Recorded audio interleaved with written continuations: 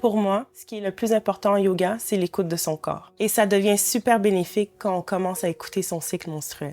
Entrevue prise 1. Moi, c'est Marie-Pierre et je vais être votre prof pour le yoga du cycle menstruel. On voit souvent le cycle menstruel comme étant une série de symptômes inconfortables, mais c'est plutôt un cycle de 28 jours en moyenne durant lesquels nos besoins et notre énergie changent constamment. On sépare le cycle en 4 phases qu'on compare souvent aux 4 saisons. Donc, on commence avec la phase menstruelle, notre hiver intérieur, durant lequel on va se concentrer sur des postures plus restauratives, plus de cocooning, pour mieux vivre notre baisse d'énergie avec bienveillance.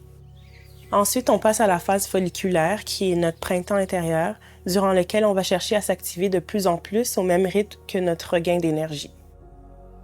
Ensuite, on passe à la phase ovulatoire, qui est notre été. On va se tourner vers une pratique plus énergétique de type vinyasa pour mieux canaliser ce surplus d'énergie.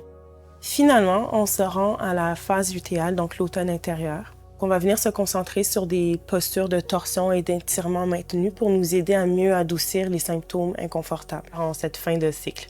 Mon but avec cette série, c'est que vous soyez l'expert de votre propre corps pour ensuite pouvoir mieux l'écouter et traverser des moments plus difficiles avec plus d'harmonie. On commence?